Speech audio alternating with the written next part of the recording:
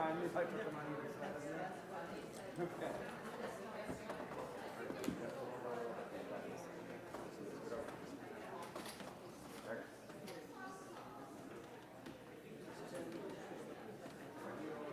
Yeah, absolutely. They'll be out by the time you're going. Oh, yeah. Yeah, when Sarah needs to stand up, we make sure that they get her checked out there.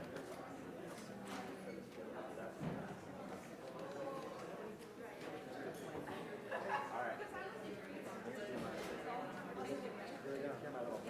Boys. Good choices. I don't want to have to come down here and talk to you, please. Okay. You got it? Okay.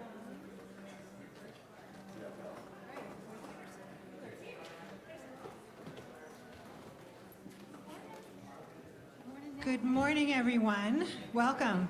We're going to start today by singing. The hymn is number 188 in the hymnal. Come, come, whoever you are, but the words are going to appear on the screen magically very soon, I think. But I invite you to rise with me.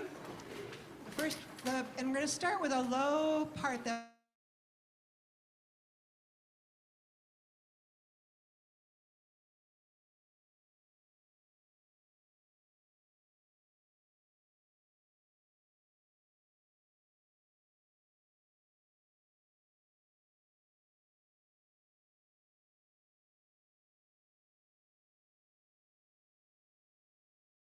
you are, wanderer, worshiper, lover of leaving. Ours is no caravan of despair.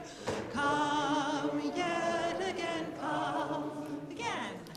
Come, come, whoever you are, wanderer, worshiper, lover of leaving. Ours is no caravan of despair. Come yet again. Let's start here with the melody. Come, come, follow. Come,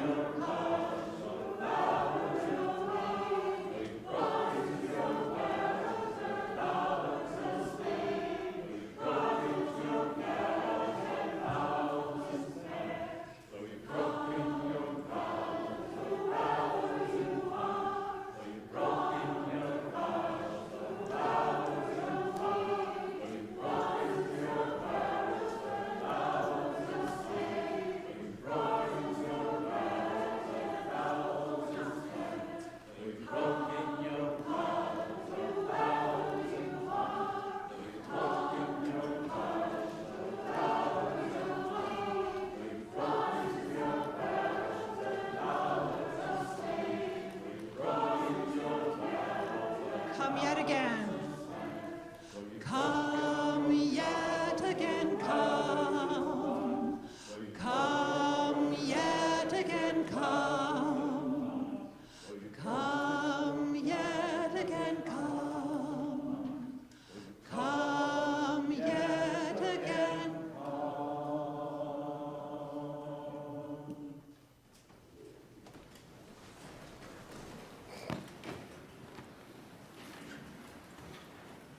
Good morning. Oh, let's try that again. Good morning. Good morning. Oh, there we go. Okay, just making sure you're here. Whether you're here in person, joining us online, or watching later on YouTube, welcome to First Parish in Concord. I'm Reverend Seth Carrier-Ladd, your interim senior minister. My pronouns are he, him.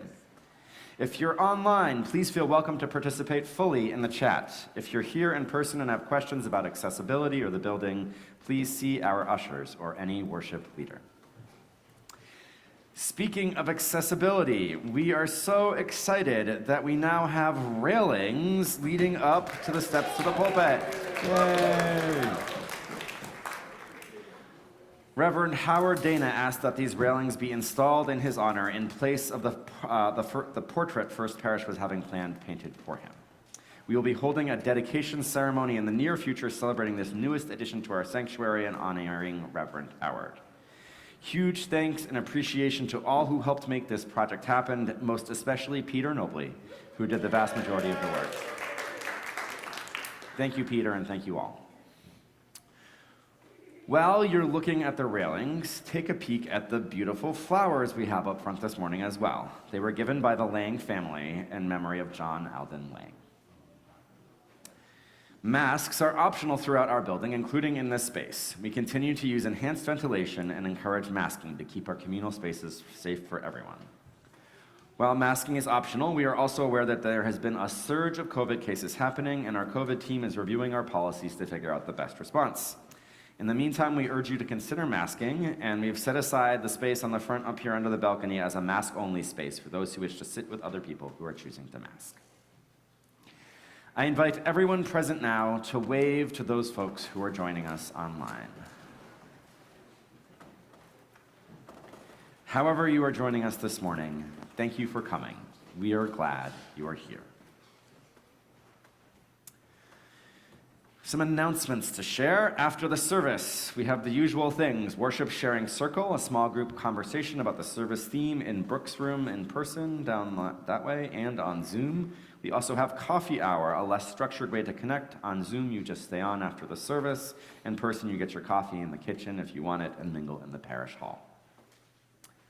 Our standing committee rep this morning is Jim Reynolds. Jim's right down here. He can answer any questions you have about the church or our governance system. He's a smart one, so he'll hopefully give you good answers. Ooh. If you haven't signed up already, this Saturday, January 27th, Reverend Paul Langston Daly is offering a workshop for addressing conflict in healthy ways. This workshop is a direct follow-up to the work of creating a congregational covenant that we did last spring. We're also going to talk about it today in our service. And so I encourage everyone to register and attend. It should be good. And it's important to the life and health of our congregation that we engage in this kind of work. And there are lots of other announcements in your Sunday announcements sheet, so I encourage you to check them out as there is a lot going on. And now, please rise in body or spirit as we sing our opening hymn, number 360, Here We Have Gathered.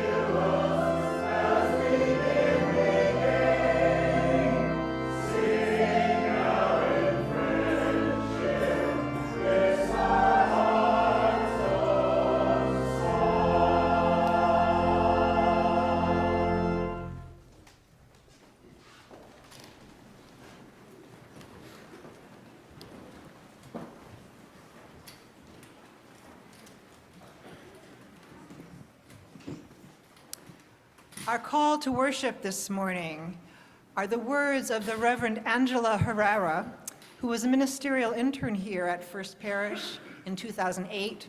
She's now the senior minister of the First Unitarian Church of Albuquerque, New Mexico. Angela says, "Don't leave your broken heart at the door. Bring it to the altar of life. Don't leave your anger behind. It has high standards, and the world needs vision. Bring them with you, and your joy, and your passion. Bring your loving, and your courage, and your conviction. Bring your need for healing, and your powers to heal. There is work to do, and we have all that we need to do it right here in this room." Each time we gather for worship, or we gather together, we light a chalice, the symbol of our Unitarian Universalist faith. It sets this time and this place aside, and it also connects us to our wider Unitarian Universalist movement. So I ask you, as we light our chalice, to please join me in the chalice lighting response, which is in your order of service and will be on the screen. O flame of our faith, open our hearts and fill our bodies and souls with persistent strength. Enliven our spirits and engage us deeply in this life of ours, this sacred, essential moment now.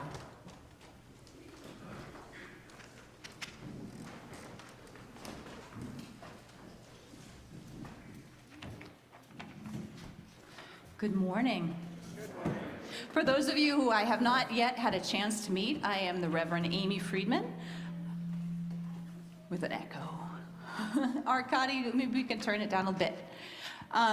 So I serve here as the director of our children and teen programs, and this morning I'm offering our wisdom story, which is a story that I actually grew up with. It's called The Gnome from Nome. And I thought it was perfect for a day like this in which we are experiencing great cold.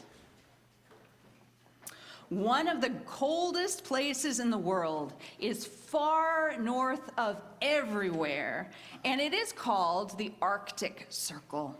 It is so cold that nothing much lives there except for one small creature, a lonely gnome. Now let me tell you, that gnome was cold. In fact, he was so cold that his ears were frosty pink and his nose was a bright, bright blue. For you see, that gnome was cold from the inside out. And he had a certain way of dealing with this, you see. He would shout like this, "Hey-ho! Hey-ho!" Because every time he shouted, this little puff of cold would come out. You might notice this later today. But that gnome was not warm from the inside out. So one day when he could stand it no longer, he decided he would travel further south. And he skittered and he sort of skated and he made his way down south to a place which is now known to us as Alaska. But much to his dismay, he was still not warm. He shouted, "Hey-ho!" And then he sat down in a snowbank and started to cry, big frozen tears. Just then, along came a sea otter and asked, "Why are you shouting?" "Because I am so cold. When I shout, it gets part of the cold from the inside out. Hey-oh!" "Oh, I see," said the sea otter. "But, you know, in my travels, I've noticed that humans, they never seem to be cold from the inside out. Maybe we could ask some humans, what is their secret?" That sounded like a good idea. At this point, the gnome was really shivering. But you know, I think we've got to find a way for them to come to us, because I don't think I can walk any further. And so together, they came up with a plan. You see, you might not know this, but gnomes have a magical paint set. And so they remembered that humans seem to like gold. And so they took the magical paints and they painted this large snowbank completely gold. And when it was glistening there in the sunlight, the gnome shouted, "Hey-ho, gold!" Now, you by now know that gnomes have very loud voices. And so that voice carried for miles around, and before you knew it, humans came. And they started to gather up that gold. They carried as much gold as they could, but they didn't really notice the gnome and the sea otter. In fact, they just kind of pushed them aside into a snowbank. And they just sat there, watching the humans take away all the gold. Fortunately, there was one kindly prospector who did notice and came by and said, "Hey, why aren't you taking the gold?" And the gnome explained, "I don't want any gold. I was looking for the secret that all you humans know of how to be warm from the inside out." Well, the prospector gathered all the humans around and tried to see if they could figure the secret out together. And they murmured and they muttered and they debated a little bit, because you know that is what humans do. And then he made an announcement. "I hereby unanimously have decided," said the prospector, "that we will share the secret of being warm from the inside out." And when the otter and the gnome were so excited, they felt so fortunate that finally they would know the answer to their question, they listened very carefully. "The secret is love and friendship." Well, that gnome and that otter were listening, but they didn't quite understand. Well, the otter was the first to speak. "How do you get love and friendship?" Any ideas?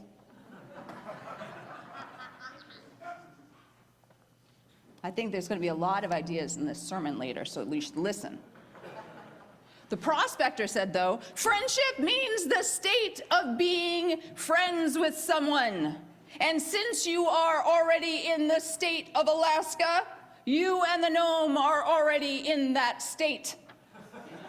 You have shown us great generosity by giving us this gift of gold. And as a token of our appreciation, we hereby name this town in your honor, Gnome, Alaska." The gnome suddenly stopped chattering, and the otter gave him a big hug, and they started to sort of laugh instead of shivering. And the gnome said, "It's working. I'm beginning to feel all warm and toasty inside." And so this is one of those stories that actually has a moral that rhymes. I always like those kind of books. I don't know about you. So, and I would like to share this with you, and I think it'll be helpful to us in this very cold weather. So maybe you could repeat after me. It goes like this. So when you're cold, from the inside out, and don't know what to do, remember love and friendship. And warmth will come to you. Here at First Parish, we are very grateful to have the heat in our building, because at one time we were having some trouble with that. We are very grateful for the heat.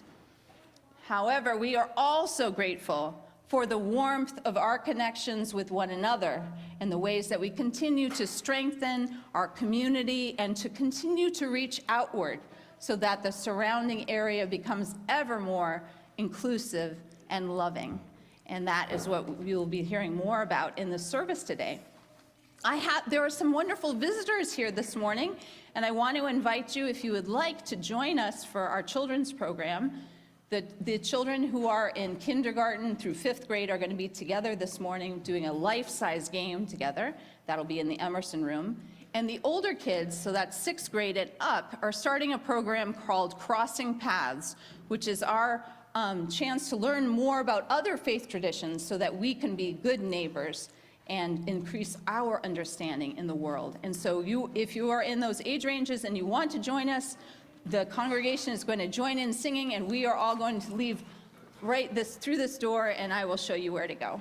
Thank you.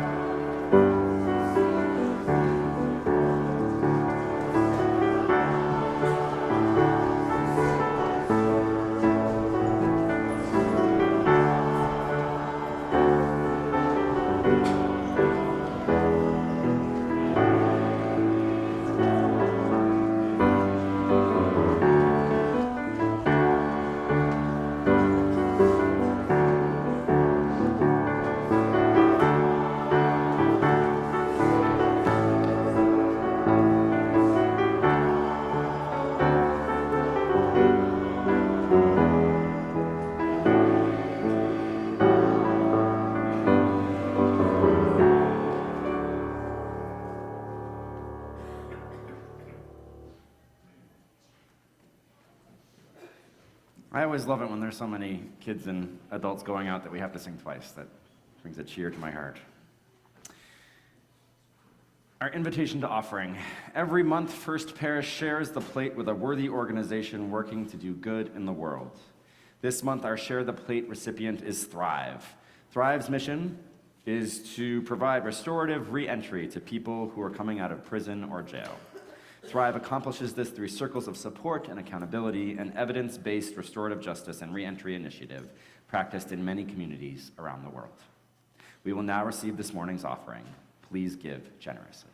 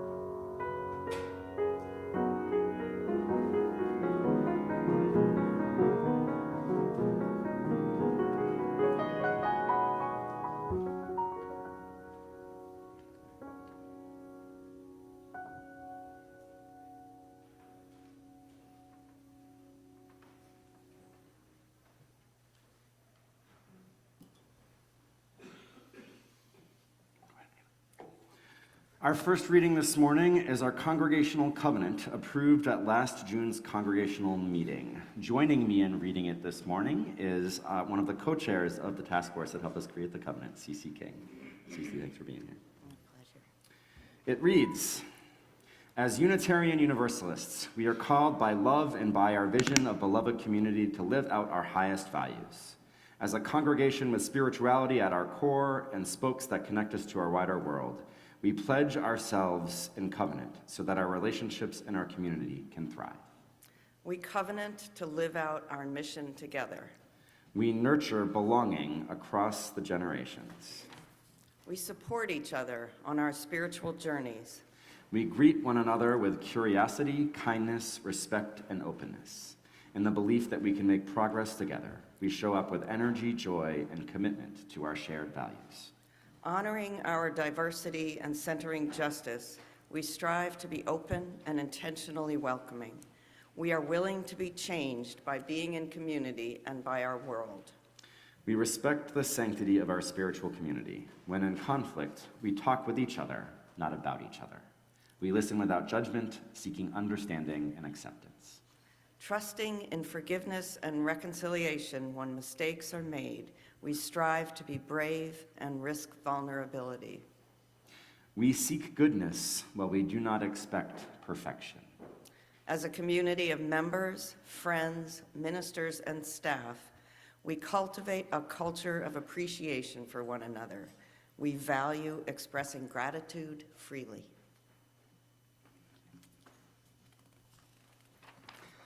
Here ends our first reading. Our second reading this morning is number 662 in the gray hymnal, Strange and Foolish Walls by A. Powell Davies. He wrote, "The years of all of us are short, our lives precarious. Our days and nights go hurrying on, and there is scarcely time to do the little that we might. Yet we find time for bitterness, for petty treason and evasion. What can we do to stretch our hearts enough to lose their littleness? Here we are, all of us, all upon this planet, bound together in a common destiny, living our lives between the briefness of the daylight and the dark. Kindred in this, each lighted by the same precarious, flickering flame of life. How does it happen that we are not kindred in all things else? How strange and foolish are these walls of separation that divide us."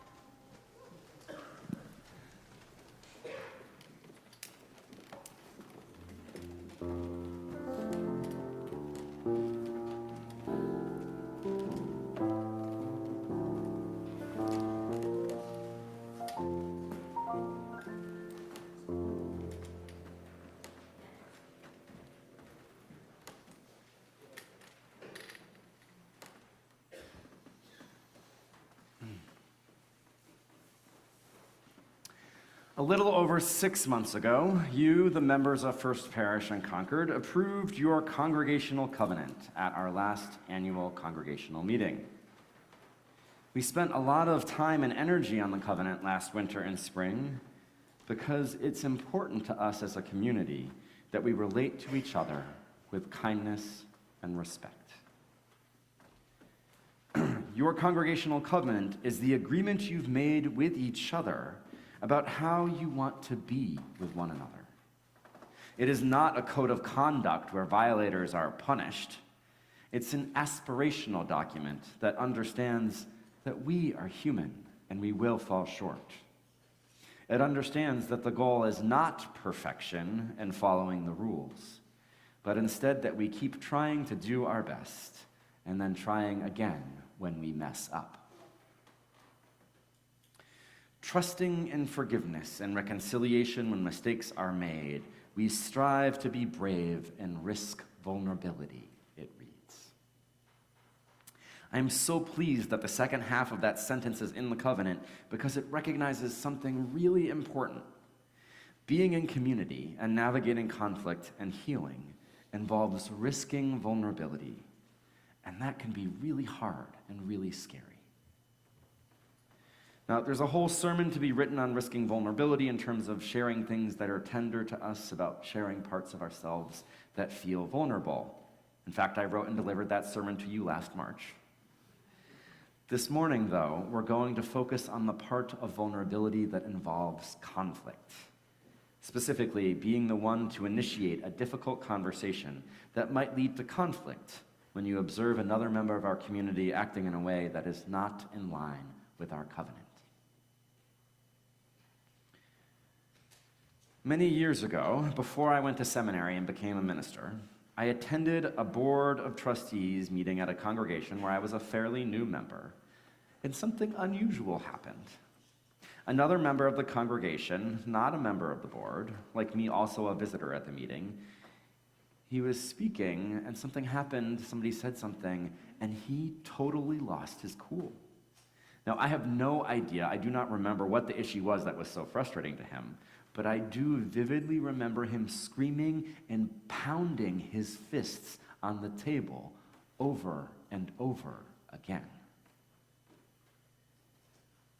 After his anger had run its course, I was expecting someone to say something about this outburst.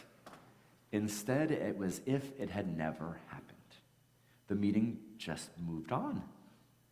I was surprised, but given my newness and that I wasn't a board member, I didn't feel like it was my place to say anything. What was even more interesting, though, was a conversation I had with a member of the board afterwards. I said, "Do people usually yell and bang the table at board meetings? That didn't seem appropriate to me." And the response I received was, "Oh, yeah, that wasn't great, but Tom just gets that way sometimes. It's not a big deal." Not a big deal. Yeah, except it is. Ignoring outbursts like that, in fact, contributes to creating what M. Scott Peck describes in his book, The Different Drum, as pseudo-community. Peck describes pseudo, or fake community, like this. In pseudo-community, a group attempts to purchase true community, or real community, cheaply by pretense. It's not an evil, conscious pretense of deliberate black lies. Rather, it is an unconscious, gentle process whereby people who want to be loving attempt to be so by telling little white lies, by withholding some of the truth about themselves and their feelings in order to avoid conflict. But it is still a pretense. It is an inviting but illegitimate shortcut to nowhere. Peck continues, the essential dynamic of pseudo-community is conflict avoidance. Pseudo-community is conflict avoiding. True community is conflict resolving. Nice people are so accustomed to being well-mannered that they are able to deploy their good manners without even thinking about what they are doing. In pseudo-community, it is as if every individual member is operating according to the same book of ethics.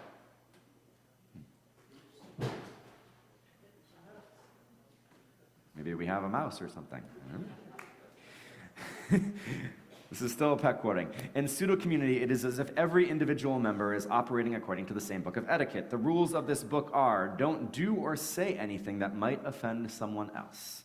If someone else does or says something that offends, annoys, or irritates you, act as if nothing has happened and pretend you are not bothered in the least. And if some form of disagreement should show signs of appearing, change the subject as quickly and as smoothly as possible.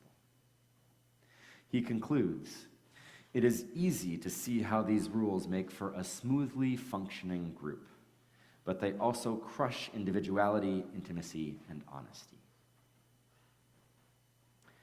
There was definitely pseudo-community happening in my former congregation. The inappropriate behavior was indeed simply ignored, and I, as a newcomer questioning it, was quickly taught that that was how things functioned there. Status quo was successfully maintained. The problem is, pseudo-community, avoiding conflict, the peaceful community it creates, isn't just lacking in individuality, intimacy, and honesty. When we allow members of our faith community to cause harm with their behavior, it damages the community. And the inappropriate behavior doesn't have to be as egregious as the man banging the table was either to cause harm. Let's look at an example from last year when one of you held me accountable for my inappropriate behavior. I was attending a meeting, as I so often do, and a member of the congregation who was attending, let's call him Bob, said at one point, Seth presented this to us incorrectly. This is the way it actually works in this committee.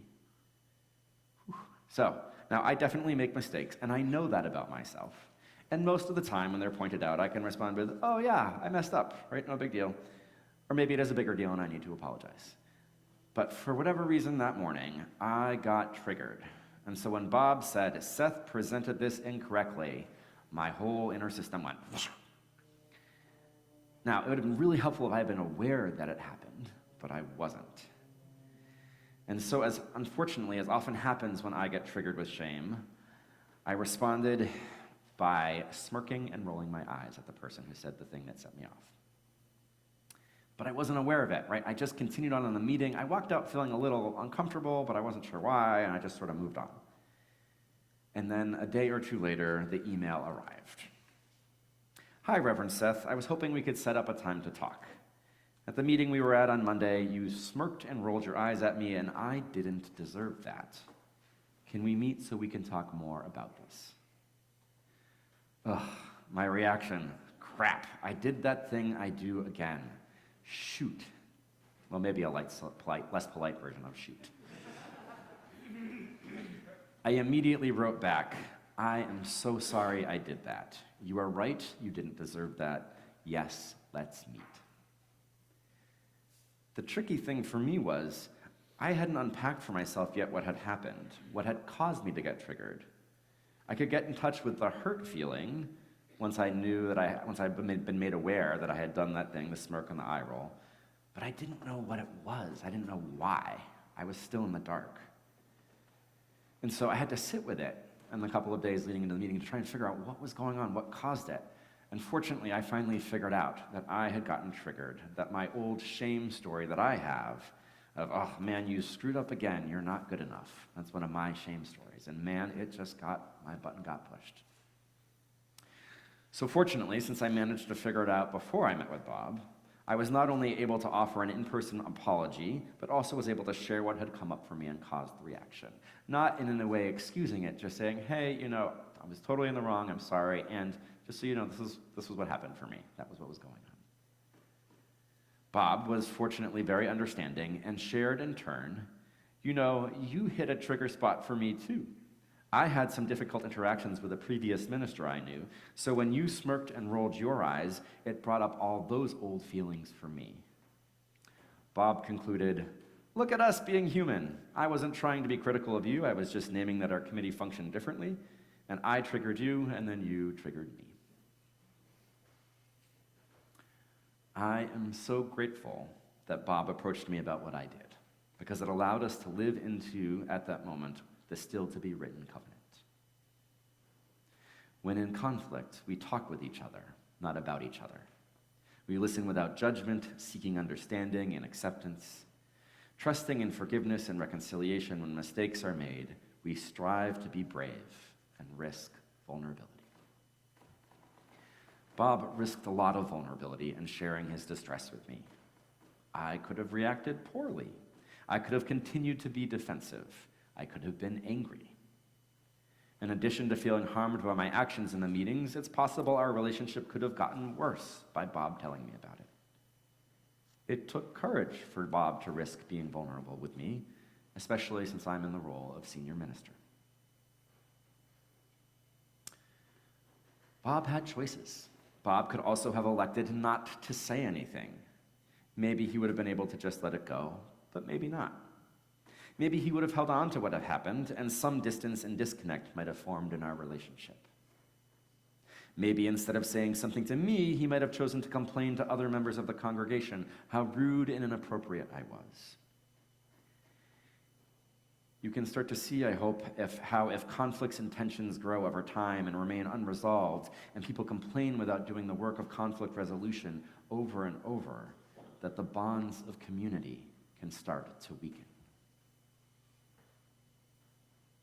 I am so grateful that Bob didn't go down that path. I so appreciate the gentleness and grace that he brought while holding me accountable for my inappropriate behavior.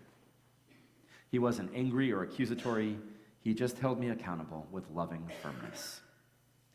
With his caring and respectful approach, we were able to navigate a moment where I wasn't at my best and repair our relationship. And in fact, beyond repair, I would say we deepened our connection. That is one of the true gifts of navigating conflict together and holding one another accountable. When done well, the relationship can actually become stronger than before the difficulty arose. With that gift, Bob helped lay one brick in the foundation of the kind of real community that M. Scott Peck is hoping that we can live into. The kind of community we aspire to in our covenant.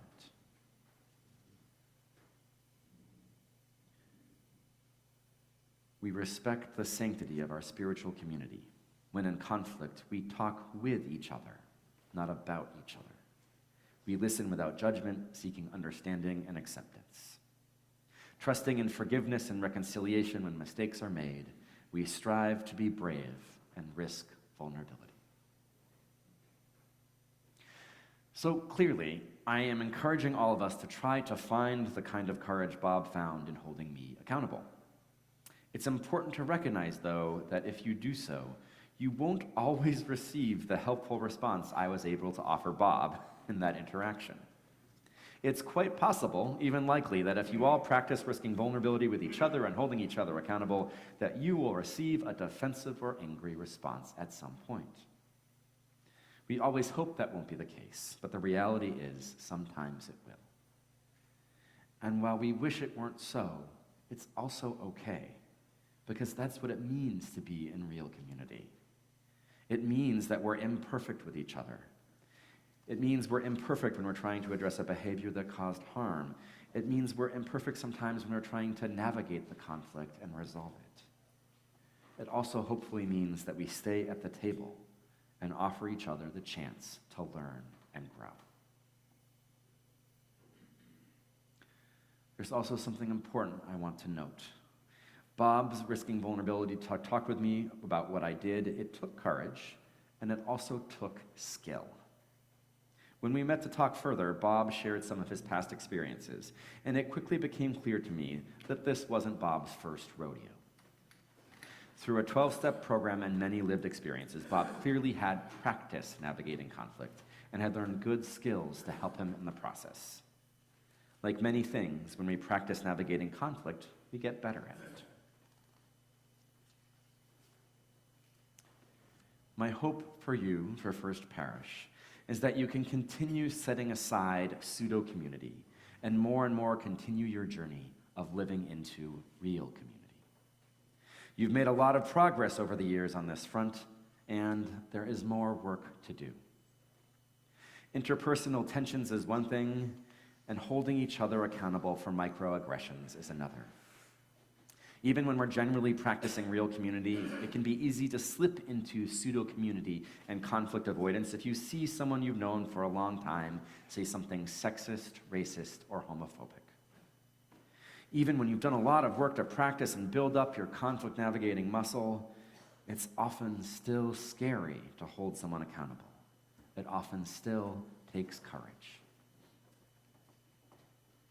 My hope as you lean into living your covenant into being and shared community is that you and we can be like the resting slide on our screens today, there to catch each other and hold each other when needed. We won't always be able to offer accountability with love, but we can try. This is what I understand Unitarian Universalism to call us to do: stand up for what is right and to do so with love. If we can learn to do that with each other, we can then help others learn to do that out in the broader world beyond these walls. Imagine how the world might be different if more and more people, if eventually the majority of people, were able to navigate conflict by standing up for what is right with love and respect, with listening and with kindness. That's the kind of world I want to live in. Amen.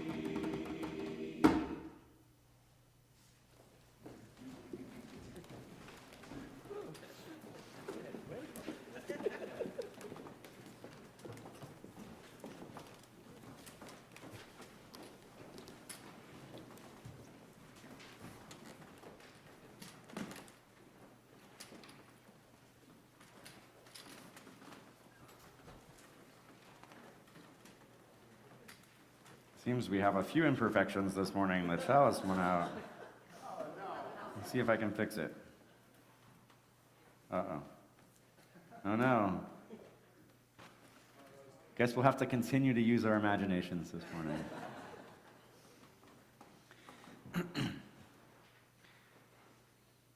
Parish concerns and calling of names. This is a prayerful section of the service where people can share joys and sorrows and smoke, apparently. Wow. Excuse me. Trudy Honey, mom of Carol Honey, died peacefully at age 89 on Sunday morning, January 14th, 2024. Please hold Carol, her husband Ian, and their son Sam in your thoughts as they mourn the loss of this spunky woman after a tough year of medical challenges. Malika McCrae's father died in late December. We send Malika, Brian, Miles, and Malika's mom, Alexa, our thoughts and prayers. Is there anyone else on your heart and in your mind right now? If so, I invite you to call their names aloud or type them into the chat now.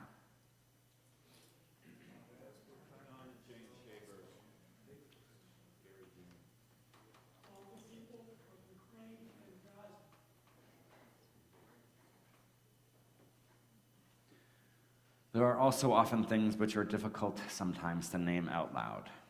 We pause for another moment of silence for all that remains unspoken on our hearts.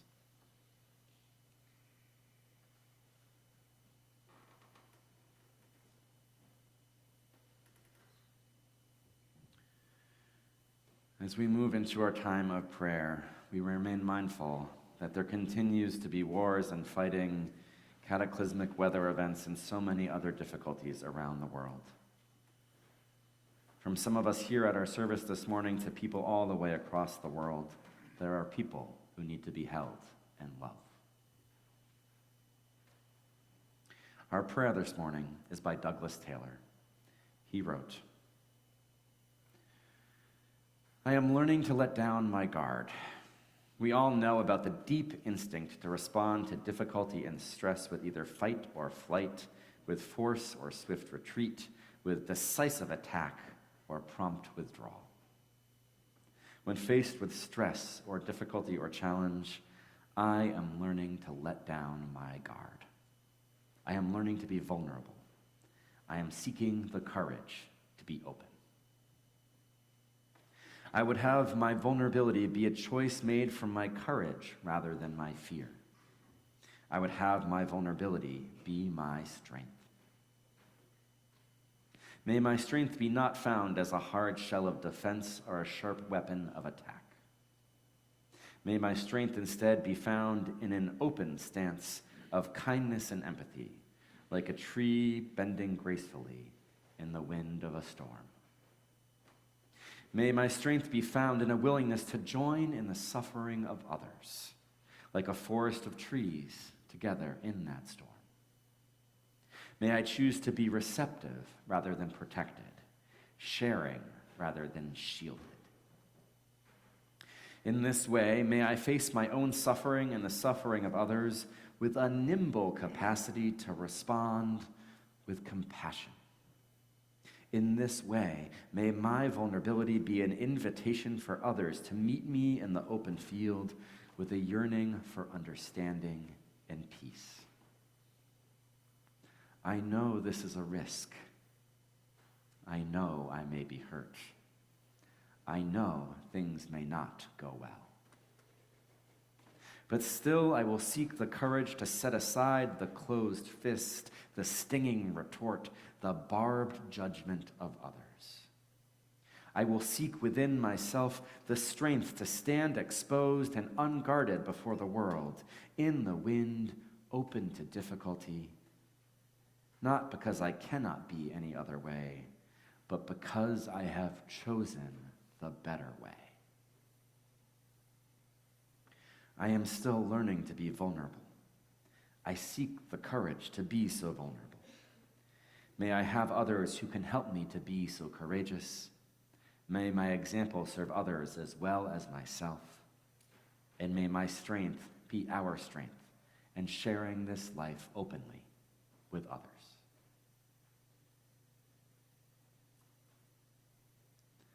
Let us contemplate Taylor's words together now in the silence.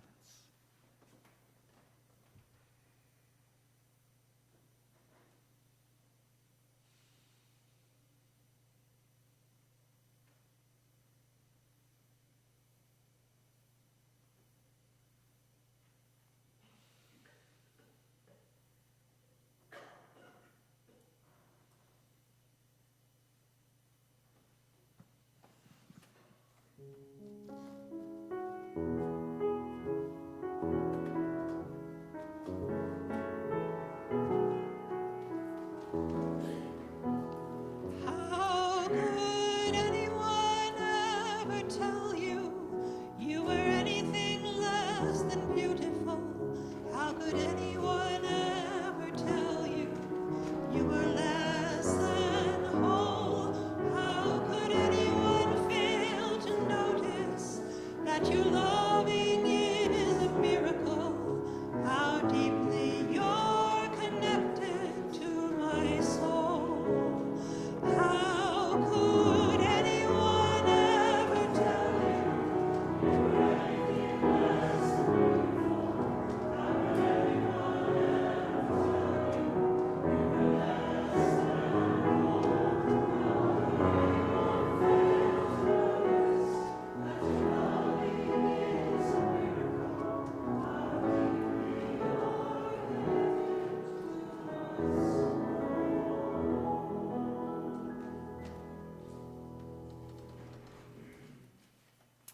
Friends, treating one another, treating other people with love and kindness and respect seems like such a simple thing, like a no-brainer, like one of the first things we start to teach our little ones to do when they're learning how to be human.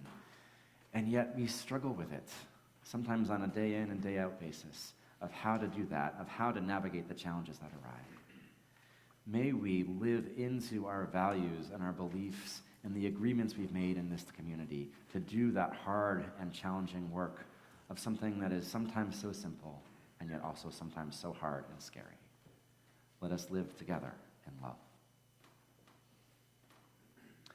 Let's rise now in body or spirit as we join in singing our closing hymn, number 1008, When Our Heart is in a Holy Place.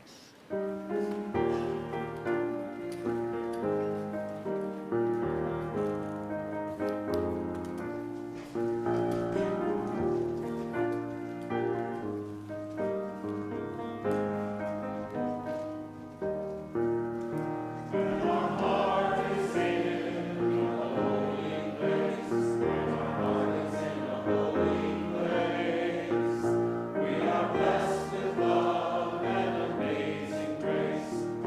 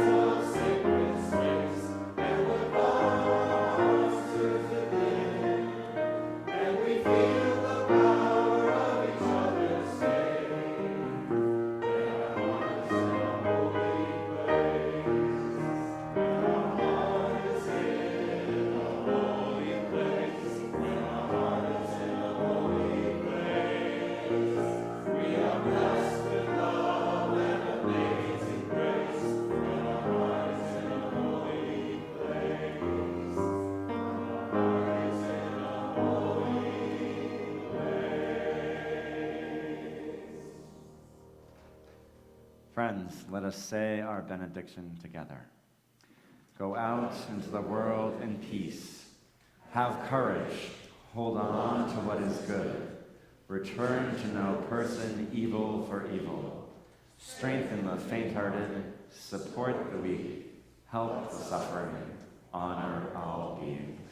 Go and be blessed and be a blessing. Amen.